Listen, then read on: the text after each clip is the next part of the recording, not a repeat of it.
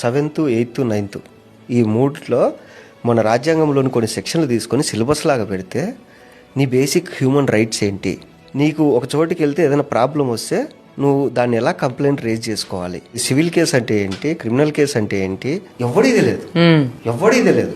Simple ఏంటంటే మన దేశంలో నాకు బాగా కోపొచ్చి దరిద్రం ఏంటంటే ఒక డ్రైవింగ్ లైసెన్స్ అప్లై చేసుకోవాలంటే నీకు ప్రాసెస్ ఎవరు చెప్పాడు కరెక్ట్గా. బ్రోకర్ దగ్గరికి వెళ్తే వాడన్నా 3,000 అవుతుందంటే వాడు చేసేస్తాడు. అవును. ఒకటి ఏదైనా నీకు ఆన్లైన్లో ఒక వెబ్సైట్లో నువ్వు చేసుకోవాలంటే తెలియదు, ఎక్కడికి పోవాలి, మీ సేవకి వెళ్ళిపోండి అంతే.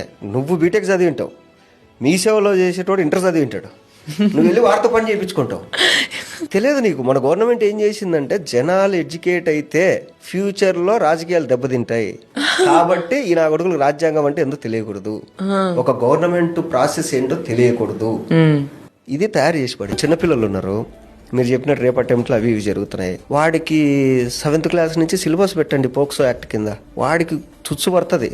అరే మనం వెళ్ళి పొరపాటున ఒక అమ్మాయిని గెలుకుతే మనల్ని 7 years జైలు వేస్తారంటరా అని ఒక భయం వాడికి ఏర్పడితే వాడు ఎందుకు వెళ్తాడు? నువ్వు ఎప్పుడు చేస్తున్నావు? వాడికి ఏమీ తెలియకుండా వాడు తప్పు చేసినప్పుడు తీసుకొచ్చి వాడి మీద సెక్షన్ 320, సెక్షన్ 240 అని చెప్తే వాడికి ఆ సెక్షన్లు కూడా తెలియకుండా నువ్వు తీసుకెళ్లి జైలు వేసేస్తావు. వాడు ఆ తప్పు చేసిన తర్వాత సెక్షన్ గురించి తెలిసిన తర్వాత నువ్వు ఎడ్యుకేట్ చేస్తున్నావు. అంటే మన వాళ్ళు ఎట్టుంటారంటే చనిపోయిన తర్వాత భగవద్గీత తినిపించినట్టు చచ్చిపోయిన శవానికి వాడు తప్పు చేసిన తర్వాత నువ్వు సెక్షన్లు ఎక్స్ప్లెయిన్ చేస్తున్నావు. వాడికి తప్పు చేయకముందు నువ్వు సెక్షన్లు చెప్తే వాడు తప్పెందుకు చేస్తాడు?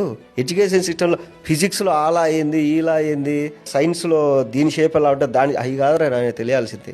మన కాన్స్టిట్యూషన్ ఏంది, రేపు మనము ఏదైనా తప్పు చేస్తే మనం ఎలా రియాక్ట్ అవ్వాలి, లేదా మన మీద ఏమన్నా జరిగితే మనం ఎలా కంప్లైంట్ ఇచ్చుకోవాలి, మన ఫ్యూచర్లో మనం అసలు ఏం తింటే బాగుపడతాం, మన హెల్త్ బాగుండాలంటే మనం ఇది కదా ఎడ్యుకేషన్ అంటే.